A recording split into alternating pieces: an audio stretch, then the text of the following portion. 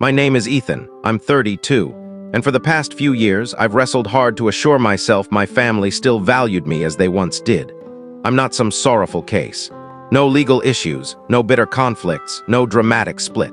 Just a person who drifted from the family tradition, who chose a peaceful journey while my parents and younger siblings stayed immersed in their ideal life. Maybe that was the trouble. Maybe my departure from their story meant I vanished from their sight. But I wasn't prepared for what occurred on my memorable day. I'd like to say I foresaw it, but truly I didn't. I held onto a naive belief that they'd surprise me, or at least send a warm message. What I got instead was stillness. Let me step back. My memorable day fell on a Saturday this year, July 6th. I made arrangements a month earlier. Nothing extravagant, just a dinner at a cozy restaurant in town, followed by drinks at my apartment. I invited about a dozen people, a mix of coworkers, 2 college friends who still live nearby, and of course, my relatives. I texted my parents and my brother Liam weeks ahead. I even reminded them again the Sunday before. My mother's reply was concise. "We'll think about it, dear. Things are rather busy lately, but I didn't overanalyze it." Busyness was normal for them. Liam didn't respond at all. I should have picked up the cue. The day arrived. I cleaned the place thoroughly, picked up sweets from the bakery my mother once loved, even added a few candles for the table, something my father always teased me about, calling me excessively sentimental. I checked the time frequently, expecting any moment a knock or a call asking for the building code. But when the clock hit 6:30 p.m., my phone stayed quiet. My friends started arriving around 7. Sophia and Jordan brought beverages. Mark had this goofy inflatable celebration hat he made me wear. We laughed, played music, shared silly anecdotes. But every few minutes I found myself glancing at the door. By 8 I caved and called my mother. She answered after a few rings. Her voice was cheerful, filled with background chatter and tunes. "Hi, sweetheart," she said as if nothing was amiss. "Hi, are you all still coming? Dinner started an hour ago." There was a pause. Then she sighed and said, "Ethan, we're tied up right now, celebrating something truly significant. Liam got a promotion. It's a major milestone for him. He's worked tirelessly and we didn't want to miss this event." I blinked, staring at the ceiling as if it would make her words clearer. "You didn't want to miss it, so you skipped my memorable day? Don't exaggerate," she said. "You're nearly 33. Do we really need to mark your day every year?" My jaw tightened. "I didn't ask for a celebration, I asked for your company." "Well," she replied, suddenly defensive, "we can't be everywhere simultaneously. You should be glad for your brother. He's put in endless effort for this and we're proud of him. Try not to make this about you." I don't remember what I said after that. I hung up soon after, numb. I walked back into the room with a fake smile and a fresh drink. When the last of my friends left around midnight, I sat in the living space alone, the drooping hat still resting on the table next to a half-eaten tray of snacks. The next morning, I scrolled through the photos we'd taken and found one of me sitting on the couch, surrounded by the 5 who had actually shown up. It wasn't staged, wasn't fancy, but it was authentic. Their smiles weren't forced, so I posted it. No passive-aggressive caption, no blame, just grateful for the relatives who chose me. I didn't expect a response. In fact, I muted the family group chat after posting. But about 3 hours later, there was a loud rap at my door. I looked through the peephole and saw both my parents standing outside, furious. My father's face was red. My mother looked like she had a prepared speech ready. I hesitated. My first instinct was to open it, to hear them out. But then I saw Liam standing a few feet back by the elevator, arms crossed, eyes narrowed like he was watching a soap opera. I stood there behind the door, heart racing. I hadn't seen any of them show this much urgency in years. My phone buzzed on the table behind me, a text from my mother. "Open the door, Ethan." This is childish. I didn't. I watched through the peephole as my father knocked again, harder this time. My mother yelled something I couldn't quite hear, then turned and gestured at Liam, who just shrugged. Eventually, they left. But that was only the beginning. Later that day, I got an email from my father. Long, dramatic, full of talk about family duty and not airing private matters online. He said the post was a slight after everything they'd done for me. Then he had the nerve to mention a time they helped with my rent once 2 years ago when I lost my job in the pandemic. I'd paid them back within 4 months, but now it was used like a favor I could never repay. The group chat lit up with messages. Liam said I was jealous and seeking notice. My aunt chimed in. "Couldn't you have let your brother have his moment?" My cousin even added a passive comment about how some people never grow up and not one of them stopped to think. Why was I celebrating with friends instead of family in the first place? The worst part? I started to question myself. For a while, I sat in my apartment that evening and went over the conversation in my head 100 times. Was I being petty, immature? Should I have just let it go? But then I remembered the look on my mother's face when she said it. Something truly significant, like my memorable day I didn't matter at all. That was the moment something in me shifted. I started going back through old emails, bank statements, shared expenses, times I'd loaned money to Liam when he couldn't make rent after dropping out of school the first time. The birthday gifts I'd bought for my parents every Christmas, every year, often more than I could afford. The messages they never replied to. The photos I wasn't in. The trips they didn't invite me on, always with an excuse. And then I found something I hadn't looked at in years, the foundation paperwork. I hadn't thought about it since college, but it was still active, still in my name, and they clearly had no idea. That's when the real plan began to form. I stayed up most of that night, the glow of my laptop casting long shadows across the room while my thoughts darted between memories and schemes. I hadn't touched the family foundation paperwork in nearly 8 years. It was something my grandfather had set up when he was still alive. A small nonprofit meant to support scholarships, community projects, things like that. He'd trusted me with it. Back when I was the one in the family who actually showed up for Sunday dinners, helped with errands, listened without judgment. Back when I mattered. After his passing, no one really paid attention to it. My parents talked about shutting it down a few times, but I kept it going with small grants and quiet contributions. I didn't have much, but I believed in it. I didn't tell anyone I was the one still funding it. Maybe part of me hoped that if I just kept doing the right thing, they'd notice. They never did. What they did do, however, was start attaching their names to the foundation's events. Banquets, donation drives, school sponsorships. I remember seeing photos on my mother's Facebook of her posing next to oversized checks I'd signed. At the time, I let it go. I told myself, if it helps people, it doesn't matter who gets the credit. But after that phone call on my memorable day, something inside me finally broke. Not in a loud, dramatic way, more like a door quietly closing for good. I went through the documents carefully. As the sole legal owner and trustee, I had full authority. That meant every public use of the foundation's name required my signature, none of which I'd been giving. I also noticed something else. A pending transaction, a big one. A $30,000 allocation request, labeled as sponsorship for Liam's new startup. I stared at the screen for a long time. They hadn't even asked me. They were using the foundation like it was their personal account. My grandfather would have lost his mind if he knew. This wasn't about family anymore. This was theft, entitlement, and manipulation dressed up in suits and champagne toasts. So I rejected the request. Then I locked the account, froze all spending, flagged the most recent transactions for review. And while I was at it, I reached out to the accountant my grandfather had once worked with, an older man named Harold who still remembered me as the only honest one in that whole pack. I told him what had happened. I asked him to do a quiet audit. Within 24 hours, he found discrepancies. Thousands of dollars misused for personal expenses, all under the guise of community development. Vacations, home repairs, even a catered engagement party for Liam, booked under a youth outreach banquet. I sat there reading through every line item, my hands shaking, not from rage, but from something colder, clarity. It wasn't just my memorable day they didn't care about. It was me. My role in this family was never about love or respect. It was about what I could give, so I stopped giving. I drafted a letter to the board, all appointed by me, thankfully, outlining the misuse of funds and suspending all family-affiliated events pending investigation. I restructured the foundation's mission to include an external oversight committee, one that didn't include a single relative. And for the first time in years, I added my own name back onto the website. Not out of ego. Just as a reminder to myself, I built this. I kept it alive. The morning after I submitted the paperwork, my door buzzed. It was my mother. She looked more annoyed than angry, arms crossed, dressed like she had come from church or brunch. Someplace public where appearances mattered. "Ethan," she said the moment I opened the door, "we need to talk." Behind her stood my father, stony-faced, and Liam, smirking like he was watching a sitcom unfold. I stepped aside and let them in. Not because I wanted to, but because I wanted them to see just how calm I was. The apartment was clean, quiet, nothing dramatic, no shouting match waiting to happen. "You made a very poor decision," my father said the moment the door shut.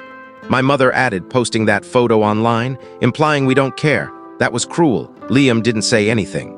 just leaned against the wall with that smug little half-grin, like he knew he'd still come out on top. I sat down on the arm of the couch and looked at all three of them. "You missed my memorable day," I said. "That's not fair," my mother replied instantly. "We told you. We were at Liam's promotion dinner." "Right," I said, nodding slowly, "something truly significant." They paused. My father shifted his weight. Liam shrugged. "It wasn't personal," my mother continued. "We just thought." "You thought wrong," I interrupted. My voice was low. "Even, you've been using the foundation to fund your events and lifestyle without permission. You've been taking money meant for scholarships and putting it toward parties and startups. That is personal," my father bristled. "Now hold on, we've always..." "No," I said, standing up. "You haven't always, I have. I've always been the one funding it. I've been the one honoring Grandpa's legacy. You just put your names on the banners." Liam rolled his eyes. "So what? Now you're going to make some kind of power play over a few $1,000s. I turned to him, and for the first time in years, I didn't feel small in his presence. "I already did," I said. "The foundation is no longer under your access. All funds are frozen pending audit. Any sponsorships tied to your name have been revoked." His smirk vanished. "You've got to be kidding." My mother stepped forward, her voice laced with that old tone she used when I was a kid and stayed out too late. "Ethan, this isn't how families handle things. You don't just shut everyone out." I looked at her for a long time. "That's exactly what you did to me." The room went still. The weight of everything we hadn't said over the years pressed in from every corner. My father opened his mouth to respond, but then my phone buzzed on the table. It was Harold. He'd found something else, something big. I picked it up, read the message, and felt my stomach twist. Not with dread, but with something darker. I looked up at them and said, "You might want to sit down for this." And that's when everything started unraveling. They didn't sit. Instead, my father clenched his jaw and muttered, "We don't have time for games, Ethan." I held up my phone anyway. "Then I guess you don't have time to explain why there's a $15,000 payment labeled as a consulting fee to a company registered under Liam's name. One that's supposedly managing event logistics for the foundation." Liam's eyes flicked toward my phone, and for the first time since they barged in, he looked genuinely uneasy. "Wait, what are you talking about?" he asked, trying to play it off. That was approved by the board, wasn't it?" "No, it wasn't," I said, my voice steady, "because there's no record of any board vote. And that company, it's a shell. No staff, no business license, just your name on a PO box and a bank account." My mother stepped in like she always did, always had, to shield him. "That's ridiculous. Liam doesn't need to scam the foundation, he helps it." I turned to her. "When exactly?" She blinked. I continued, "He's never been to a board meeting, never submitted a project report, never shown up to a single one of our charity outreach events. But you're telling me he deserved $15,000 from a scholarship fund while high school students were waiting on application decisions?" Liam scoffed. "It's not a scam. I fronted costs for the gala we did last spring, and that was my reimbursement. You think all that catering and audio came out of nowhere?" I stared at him. "Funny, because the venue invoice and vendor fees were already covered. I paid them directly. You know how I know? I had Harold cross-reference everything. He didn't respond. My parents did, though." "Ethan," my father growled, taking a step closer. "You need to stop this crusade right now before you destroy this family." I looked up at him. This man who used to carry me on his shoulders, who taught me how to change a tire, and who once told me family always protects its own. But now that I had something they wanted, something I'd built, his voice sounded less like a father's and more like a threat. "I'm not destroying anything," I said. "I'm just refusing to keep patching up the cracks so everyone else can pretend we're whole." My mother's eyes were glassy now. She clutched her purse tightly against her chest. "We made sacrifices for you, Ethan. When you lost your job, we didn't hesitate to help, and this is how you repay us, by airing dirty laundry." That was the moment it really hit me. They still thought I owed them. "Help?" I asked quietly. "You mean the $800 loan I repaid with interest? The one you've brought up ever since?" My father cut in sharply. "Don't twist this. You know what your brother has been through. We did what we had to do to help him get back on his feet. By stealing from a nonprofit?" There was a pause, a long one, the kind that stretches because everyone's too afraid to admit they've been caught. "I didn't steal," Liam muttered. "I just moved some funds around." I laughed under my breath. "You mean embezzlement?" The word landed like a stone on glass. Liam flinched. My mother went pale. My father looked like he wanted to throw something. I stepped back and folded my arms. "You're lucky I'm not going to the authorities, not yet. But you're done, all of you. Your names are coming off the gala committee, off the donor recognition board, off every flyer you've plastered your faces on while I did the actual work. "You can't do that," my mother said in disbelief. "I can," I replied. And I already did. I opened the laptop on my dining table and turned it toward them. The foundation website was up. Right at the top was a new statement from the director, me. It read, "In light of recent internal discoveries, we are taking immediate steps to ensure transparency and ethical standards moving forward. Effective today, all previously affiliated family members have been removed from official roles and will no longer represent the foundation in any capacity. We thank the public for their continued trust as we return to the original mission my grandfather envisioned. Service, not self-interest." There were photos, too, of real volunteers, real events. None of them included my parents or Liam. Liam's mouth opened and closed like he wanted to say something, but no words came out. "We were going to announce your brother's engagement at the next banquet," my mother said quietly, like she still believed this would sway me. I raised an eyebrow. "You mean the banquet I was still funding? The one where he was going to propose with the ring he bought using a reimbursement from the scholarship grant?" Silence. I looked at all three of them and finally said the words I'd been holding in for years. "I'm done being useful to you. I'm done being the quiet one who keeps the peace. If you want to fix this, it won't be on my dime or in my name." I walked over and opened the door. No one moved, so I stood there and waited. Eventually, my mother turned first. Her hand lingered on the edge of the doorframe like she wanted to say something. But she didn't. She walked out. My father followed, muttering something under his breath. Liam was the last to go. He hesitated, then leaned in and whispered, "You're going to regret this." I looked him dead in the eyes and replied, "No, Liam, you are." The door closed behind them with a final, echoing click. But just as I exhaled, relieved, my phone buzzed again. Another message from Harold, "You should see this. Check the attachment. It's bigger than we thought." I opened it. My jaw dropped. And that's when I realized this mess went deeper than I ever imagined. I stared at Harold's message for a long time before opening the attachment. My heart was already pounding from the confrontation with my parents and Liam. But this was something else. The PDF loaded slowly, like the universe wanted to delay the inevitable. And there it was. 3 years of bank transfers, vendor invoices, and travel reimbursements, all approved through foundation funds. But not by me. Somehow Liam had faked approval signatures. The last page. A full itinerary for a 10-day luxury trip to the Amalfi Coast last summer. The one where my parents posted photos with captions like, "Long overdue break after so much hard work." They had billed the foundation $22,000 for a strategic donor retreat.